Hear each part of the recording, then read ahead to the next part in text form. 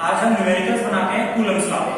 तो समझिए, तो क्वेश्चन ये है कि हमें दो चार्जेस दिए हैं Q1 और Q2, ये पॉइंट चार्जेस हैं। ये दो चार्जेस एयर के अंदर प्लेस है। Suppose to be question number first, दो चार्जेस हैं, ये charge suppose to B Q1 है और ये एक चार्ज Q2 है।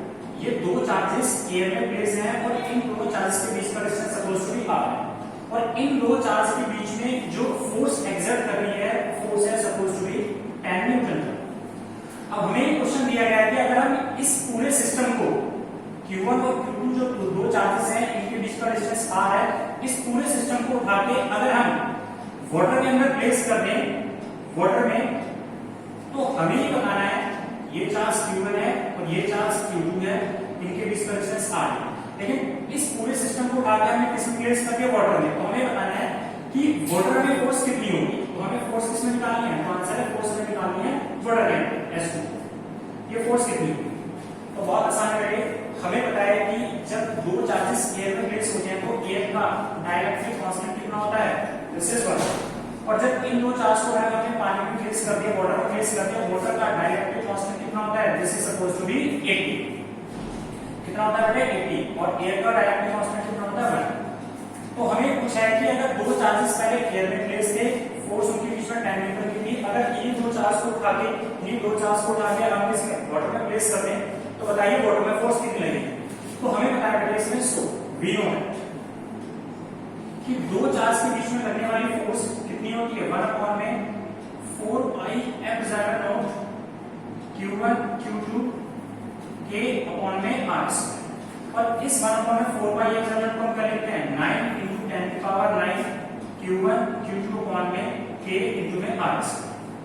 अब सबसे पहले दो चार्ज किसमें प्लेस है, आंसर है एयर के अंदर प्लेस है, तो एयर में जो फोर्स लगेगी वो कितनी लगेगी, तो आंसर है 9 into 10 की पावर 9 Q1 Q2 अपॉन में r स्क्वायर। तो वाटर का डायरेक्टिव कांस्टेंट कितना होता है, दिस इज 1। तो हमारी टोटल फोर्स कितनी आ गई 9 into 10 की पावर 9 Q1 Q2 अपॉन में r square. Equation number first. अब हमें बोला गया कि ये दो चार्ज को हमने पानी में डाल दिया, अगर जब पानी में डाल दिया तो पानी का डायरेक्टिव कांस्टेंट कितना होता है 80। अब हमें क्या बताना है कि पानी में कितनी फोर्स लगेगी। तो देखिए नाउ फोर्स एक वाटर के अंदर अगर हम निकालने का फार्मूला लगाया कि फोर्स S2, हमारे पास ये फार्मूला वाटर में फार्मूला कितना हुआ 9 into 10 की पावर 9, चार्जेस कितने हैं Q1 Q2 और दोनों के बीच का डिस्टेंस कितना r स्क्वायर। लेकिन वाटर का डायरेक्टिव कांस्टेंट कितना होता है, दैट इज 80। तो आप यहां पे 80 लिखिए, इक्वेशन सेकंड। और जब भी हमें कंपेयर करना होता है कि दो चार्ज पहले ऐसे थे, अब इन दो चार्ज को डाल के पहले एयर में थे, अब इनको डाल के पानी में डाल दिया, अब बताइए कि वाटर में कितनी फोर्स है। मतलब मींस हम क्या करने जा रहे हैं बेटे, यहाँ पे हम कंपैरिजन करने जा रहे हैं। और फिजिक्स में जब भी हम कंपैरिजन करते हैं या एक बॉडी को दूसरी बॉडी से रिलेट करते हैं, तो हम एक फिजिक्स में क्या करते हैं, तो आंसर दो इक्वेशन आते हैं, दोनों को डिवाइड कर देते हैं। तो यहाँ पर अगर मैं F नोट को F H2 से डिवाइड करूं तो कितना आता है, तो आंसर 9 into 10 की पावर 9 Q1 Q2 अपॉन में r स्क्वायर, और अपॉन में कितना है 9 into 10 की पावर 9 Q1 Q2 अपॉन में r स्क्वायर अपॉन में 80। तो ये पूरा इंटीग्रेट हो गया, r स्क्वायर से r स्क्वायर में कितना आ गया बचा के 80। तो फोर्स S2 में मुझे निकालनी थी F S2 is equal to और मल्टीप्लाई करेंगे तो F नॉट अपॉन में 80 और F एयर में मुझे फोर्स कितना दे रखा है, तो आंसर है 10 न्यूटन। तो 10 अपॉन में 80 तो कितना आ गया 1 अपॉन में 8 न्यूटन। ये एक तरीका हुआ। एक छोटा तरीका भी है, आप यूफोर केंद्र में आप सबको बताएं कि जब दो चार्ज एयर में प्लेस होते हैं और उन्हीं दो चार्ज को उठा के उस पूरे सिस्टम को उठा के जब हम किसी एक दूसरे मीडियम में प्लेस कर देते हैं तो उन दोनों चार्जेस के बीच में जो लगने वाली फोर्सेज होती है वो फोर्स का रेशियो कितना होता है। देखिए इसके लिए अल्टरनेट, तो इसके एक फॉर्मूला भी होता है कि जब दो चार्ज एयर में प्लेस होते हैं उनको उठा के हम किसी मीडियम में डाल देते हैं तो इनका रेशियो किसके इक्वल होता है, डायरेक्टिव कांस्टेंट के इक्वल होता है। तो ये फोर्स किसमें एयर में और ये फोर्स किसमें मीडियम में, किसके इक्वल होता है, डायरेक्टिव कांस्टेंट। तो लगाते हैं तो इसमें डायरेक्ट लगा सकते हैं आप। तो एयर में फोर्स कितनी है हमारे पास, तो आंसर है 10, और मीडियम में हमारे पास फोर्स कितनी है, आंसर को हमें निकालना है, तो फोर्स इन मीडियम। लेकिन हमें पता है कि क्या डायरेक्टिव किसका, तो आंसर है उस मीडियम का जिसमें चार्ज को हमने बाद में प्लेस किया है। तो वाटर का डायरेक्टिव कांस्टेंट कितना होता है, तो आंसर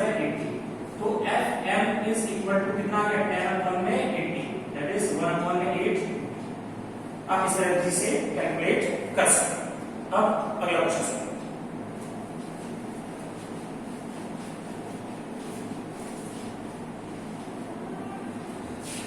एक क्वेश्चन है बेटे, आपसे ये बोला गया है इसमें, और अच्छे से समझिएगा। क्वेश्चन नंबर 2, क्वेश्चन ये बोला गया है आपसे कि the force of repulsion between the two charges, two positive charges carry equal in magnitude that is Q, और इन दोनों चार्जेस के बीच में जो फोर्स लग रही है वो 3.7 × 10⁻⁹ न्यूटन की है, और इनके बीच का कुछ डिस्टेंस दिया हुआ है। तो हमें ये बताना है कि जो एक बॉडी है उस बॉडी से कितने नंबर ऑफ इलेक्ट्रॉन लूज हुए। चलिए देखिए, तो क्वेश्चन है the force of repulsion between the to positive charge body carry equal charge in nature. दो चार्ज बॉडी है, सपोज टू बी एक ही चार्ज बॉडी है और एक ही चार्ज बॉडी है, दोनों के इक्वल चार्ज है। सपोज टू बी इसमें भी चार्ज Q है, इसमें भी चार्ज Q है, और दोनों के चार्ज कैसा है, तो आंसर है पॉजिटिव चार्ज। दोनों का पॉजिटिव चार्ज है, what does it mean by कि इस वाली बॉडी ने भी इलेक्ट्रॉन को लूज किया होगा, इस बॉडी ने भी इलेक्ट्रॉन को लूज किया होगा। That means both the charges are in positive in nature, और इन दोनों चार्जेस के बीच का डिस्टेंस हमें दिया है, दिस इज r, और ये r का डिस्टेंस दिया है 3.7, सॉरी ये डिस्टेंस हमें दिया हुआ है 5 एंगस्ट्रॉम, और इन दोनों चार्जेस के बीच में जो लगने वाली रिपल्शन की फोर्स है वो फोर्स हमें दी हुई है 3.7 × 10⁻⁹ न्यूटन का। Find how many electrons missing from the positive charge. तो देखिए, दो चार्ज हैं, दोनों का मैग्नीट्यूड नेचर में कैसा है, बिल्कुल इक्वल है दोनों का, और दोनों के बीच का डिस्टेंस कितना 5 एंगस्ट्रॉम था। दोनों के बीच में रिपल्शन की फोर्स लगी 3.7 × 10⁻⁹। तो हमें ये कैलकुलेट करना है कि ये जो चार्ज बॉडी है, positive charge body, in positive charge body से कितने नंबर ऑफ इलेक्ट्रॉन लूज हुए हैं। क्यों? क्योंकि आपको पता है कोई भी बॉडी पॉजिटिव चार्ज नेचर कब कैरी करती है, जब वो इलेक्ट्रॉन को लूज करती है। तो what we have to calculate, we have to calculate the number of electrons. चलिए कैलकुलेट करते हैं।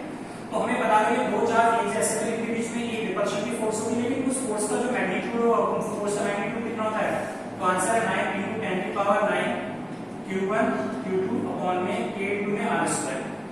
तो ये दो चार्जेस कहां है, तो आंसर जब हमें ये गिवन नहीं होता कि ये किस जगह प्लेस है, तो हम किस में कंसीडर करते हैं उसको, एयर के अंदर या वैक्यूम के अंदर, जिसमें K की वैल्यू कितनी होती है बेटे, दिस इज 1, तो हम इसको F0 लिख सकते हैं।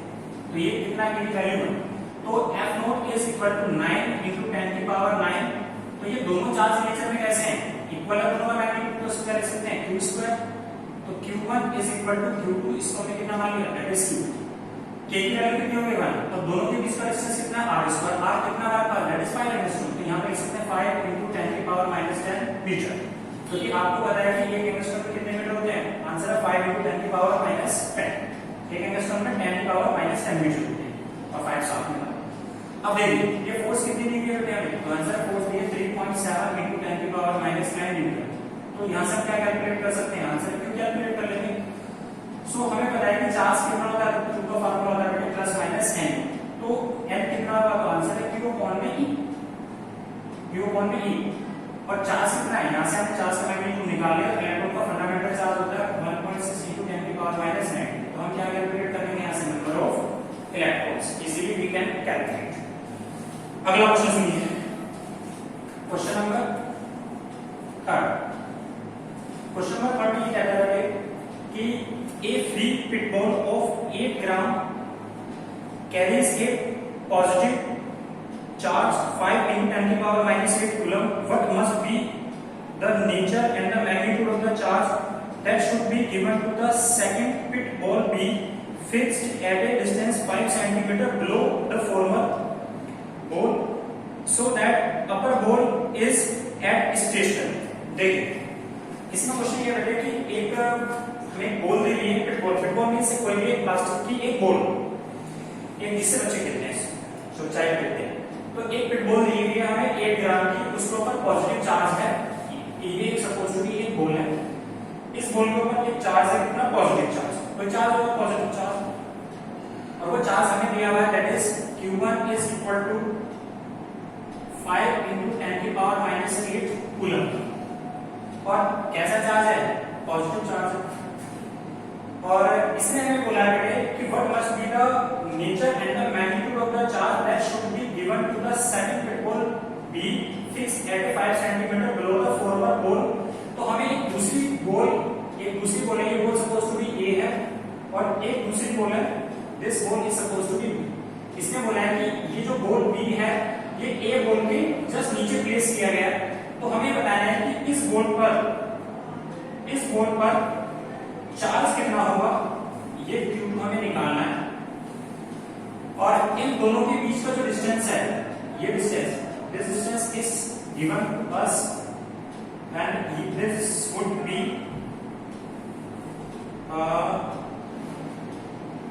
5 सेंटीमीटर।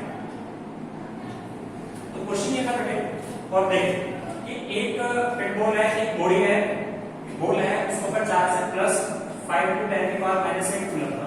उसके नीचे एक जस्ट बॉल रखी हमने जिसका कुछ चार्ज होगा तो हमें कैलकुलेट करना है।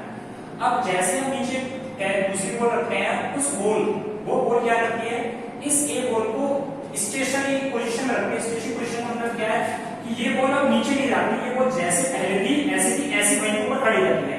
तो आपको पता है कि कोई भी एक सिस्टम इक्विलिब्रियम कंडीशन में कब आता है, तो आंसर है कोई भी एक ऑब्जेक्ट इक्विलिब्रियम कंडीशन में तब आता है जब उस बॉडी पे नेट फोर्स 0। अब ये एक बॉल है, इस बॉल का अपना कुछ मास होगा और ये मास हमें दिया हुआ है, this mass is given to us that is 8 ग्राम।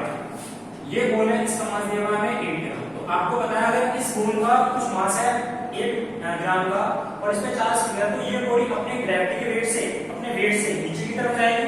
अगर ये बॉडी नीचे की तरफ जाएगी और एक बॉडी नीचे है और ये बॉडी इसे नीचे जाने से रोकेगी, कब रोकेगी, तो आंसर है अगर ग्रेविटी mg फोर्स नीचे की तरफ mg लग रही है, अगर ये वाली बॉल इसके ऊपर इस वाली बॉल पे ऊपर की तरफ एक फोर्स लगा है उतनी ही न्यूटन की, उतनी ही अमाउंट की, तो ये बॉल जैसी पहले रखी थी ये बॉल अभी भी ऐसी ही रखी रहेगी।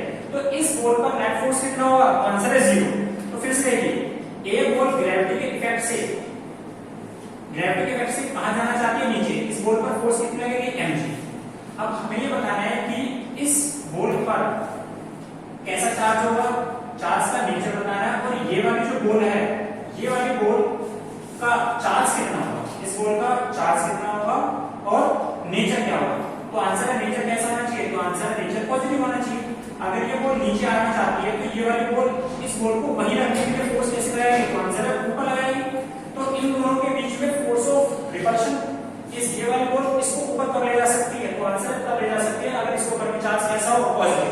तो इसके ऊपर भी पॉजिटिव चार्ज है, इसके ऊपर भी पॉजिटिव चार्ज है, लाइक चार्ज क्या करता है, रिपेल। तो जैसे वो इसे रिपेल करेगा तो ये इस वाली बॉल पर फोर्स कैसे लगेगी, ऊपर की तरफ। वेट इसे कहां ले जाना चाहता है, नीचे।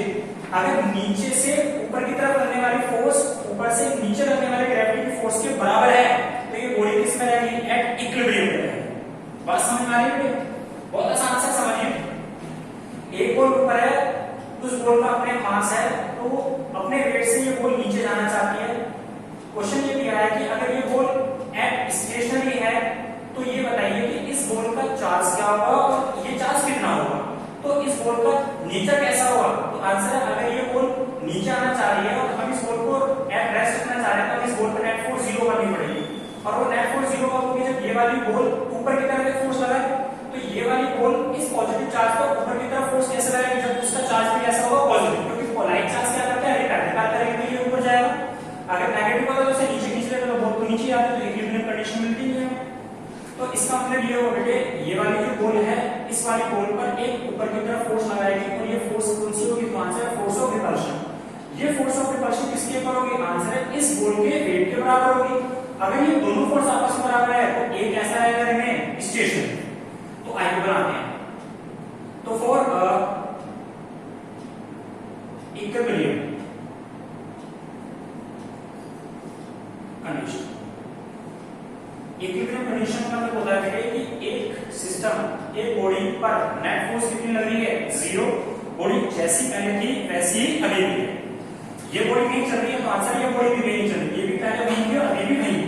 तो अब जरा देखिए, तो ये बॉडी इसके ऊपर कितनी फोर्स लगाएगी, तो आंसर ये फोर्स लगाएगी फोर्स ऑफ रिपल्शन की Fr, जो किस पे लगेगी, ये बॉडी में लगेगी। ये रिपल्शन की फोर्स किसके ऊपर होगी, तो आंसर है फोर्स ए बनाइए कैसे, ग्रेविटी की वजह से, दैट इज mg। तो फोर्स ऑफ रिपल्शन कितनी है दोनों के बीच में, तो आंसर है 9 × 10 की पावर 9। चार्ज कितना है, तो आंसर है चार्ज q1 q2 अपॉन में दोनों के बीच का डिस्टेंस कितना है, दैट इज r2, और इसके इक्वल है mg। तो 9 × 10 की पावर 9 रखिए, चार्ज q1 कितना दिया हुआ हमें 5 × 10 की पावर -8 कूलम का, और दूसरा चार्ज हमें q2 कैलकुलेट करना है, और दोनों के बीच का डिस्टेंस कितना 5 × 10 की पावर -2 मीटर का, सेंटीमीटर है सब मीटर में कन्वर्ट कर लेंगे। और इसका क्या है, स्क्वायर, और मास कितना है इसका, दैट इज 8 ग्राम। 8 ग्राम को किलोग्राम में कन्वर्ट करने के लिए 10 की पावर कितना हो जाएगा -3 किलोग्राम, और g की वैल्यू कितनी होगी 9.8। तो बेटा हम यहां से क्या कैलकुलेट कर सकते हैं, आंसर है चार्ज के। तो वी कैन कैलकुलेट कितने कूलम का हमें चार्ज मिल रहा है, लेकिन this charge, so that this charge, ये चार्ज होना कैसे चाहिए, ये charge should be positive in nature. ये चार्ज हमारा नेचर कैसा होना चाहिए, पॉजिटिव चार्ज होना चाहिए। क्यों, जब पॉजिटिव है और ये पॉजिटिव है तो लाइन चार्ज क्या करेगा, तो रिपल्शन के लिए ऊपर की तरफ फोर्स लगाएगा, इस बॉडी पर वेट नीचे की तरफ काम करेगा। तो जब ऊपर के लगने वाली फोर्स नीचे वेट पे लगने वाली फोर्स के बराबर हो जाएगी, तो ये कैसा रहेगा, एक्ट ऐसे। तो this condition should be occupied. अगला क्वेश्चन सुनिए, क्वेश्चन नंबर 4।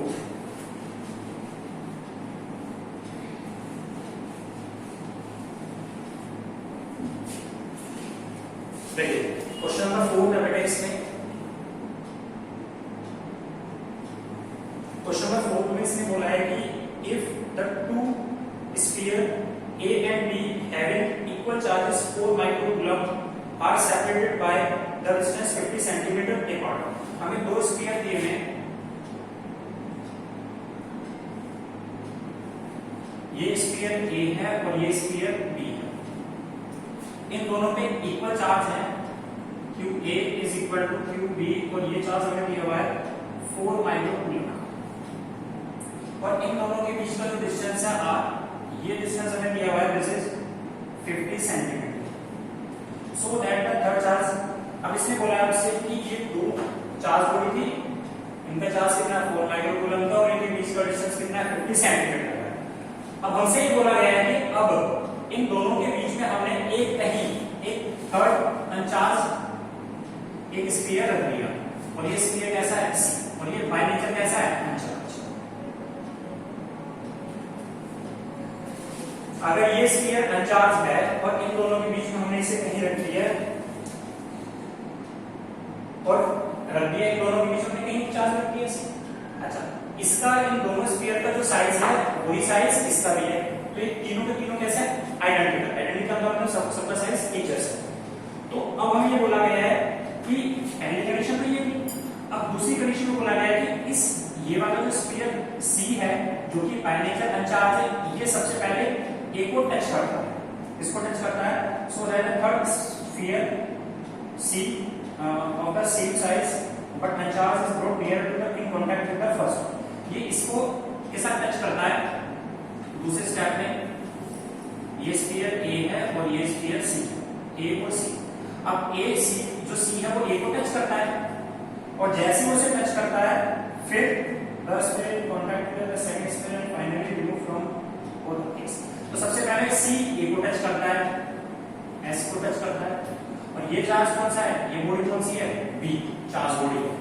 उसके बाद तीसरे स्टेप में बोला इसने कि यहां से हमने जैसे इसको रिमूव किया, C को A से रिमूव करते हैं, तो अब इसके साथ टच करते हैं, किसके साथ कांटेक्ट में आ जाता है, तो C B के साथ कांटेक्ट में आ जाता है। तो अब हमें फाइनली ये बताना है कि पहले दो चार्ज B और C जिनके बीच का डिस्टेंस R था, जिनके चार्ज कितने थे, उनके बीच का डिस्टेंस 50 सेंटीमीटर था, तो इनके बीच में एक फोर्स लगती है। लेकिन जब हम एक तीसरा एक अनचार्ज बॉडी लेके जाते हैं, अनचार्ज बॉडी पहले तो A के साथ टच करते हैं, फिर उसी बॉडी को B के साथ टच करते हैं, फाइनली इस बॉडी को C बॉडी को वहां से रिमूव कर देते हैं। तो अब हमें ये बताना है कि फाइनली टच करने के बाद इन दोनों बॉडीज में फोर्स कितनी लगेगी, ये फोर्स हमें फाइनली कैलकुलेट करना है। देखिए बहुत आसान तरीके से समझिए। तो सबसे पहली बात देखिए कि दो बॉडीज थी, इनके बीच में फोर्स लग रही होगी, तो force suppose to be F, कुछ भी फोर्स है इनके बीच में।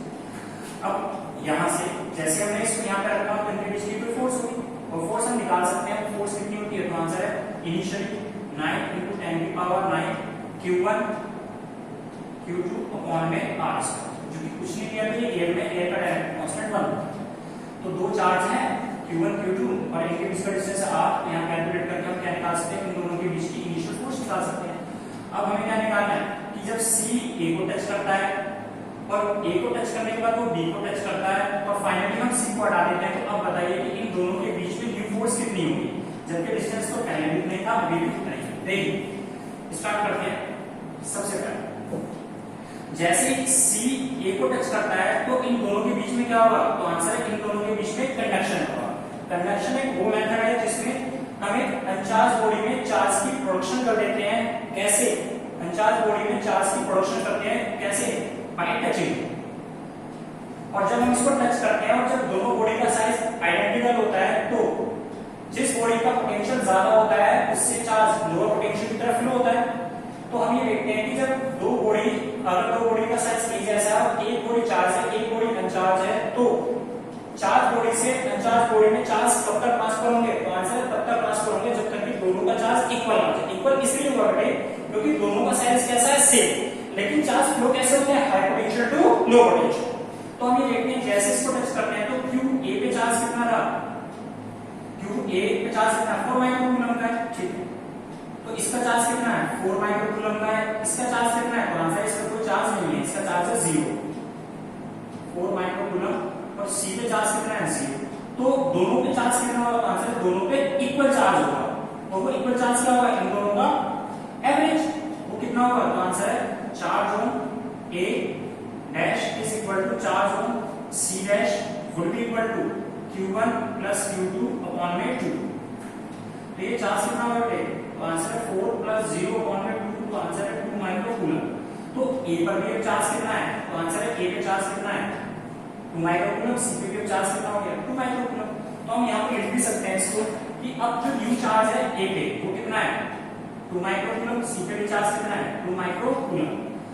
अब इस C को उठा के यहीं से हमने B पे टच कर दिया, तो C पे अभी भी चार्ज कितना था यहाँ पे इनिशियली, तो आंसर है अब 2 माइक्रोकूलम। B पे पहले से चार्ज कितना था, तो आंसर है 4 माइक्रोकूलम। तो जैसे मैं C को B पे टच करूंगा तो चार्ज कैसे फ्लो होता है, कंडक्शन में। जब इसको इससे टच करेंगे तो दोनों में क्या होगा, कंडक्शन। कंडक्शन में चार्ज कैसे फ्लो होता है, वही से higher potential to low potential. अब जिसमें भी कभी पोटेंशियल ज्यादा हो और चार्ज कब तक फ्लो करेगा, जब तक कि दोनों का लेवल बराबर ना हो जाए, लेवल मींस पोटेंशियल बराबर ना हो जाए। तो हम ये देखते हैं कि जब दो बॉडी का जब आइडेंटिकल साइज की होती है, दोनों को हम टच करते हैं तो दोनों में इक्वल चार्ज डिस्ट्रीब्यूट हो जाते हैं।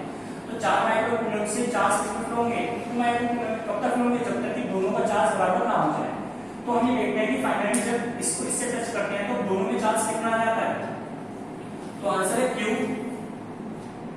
Double dash B is equal to, इसको क्या लिख सकते हैं Q C डबल डैश, और ये चार्ज होगा कितना बेटे, तो आंसर ये चार्ज होगा this is Q double dash B plus Q double dash C on में 2। तो ये Q B पे चार्ज कितना था हमारे पास, तो आंसर B पे चार्ज है 4, इस पे चार्ज कितना है, तो आंसर है 2, और ये कितना हो गया this is equal to 2 divide करें तो कितना है 3 माइक्रोकूलम।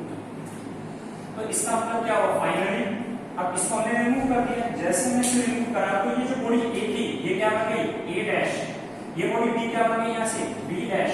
तो A पे चार्ज कितना है, तो आंसर है A के ऊपर जो चार्ज है हमारे पास बेटे वो कितना था 2 माइक्रोकूलम। B डैश में कितना चार्ज है, आंसर है 3 माइक्रोकूलम। अब इन दोनों के बीच का डिस्टेंस कितना है, तो आंसर है 50। तो इनके बीच की न्यू फोर्स कितनी होगी,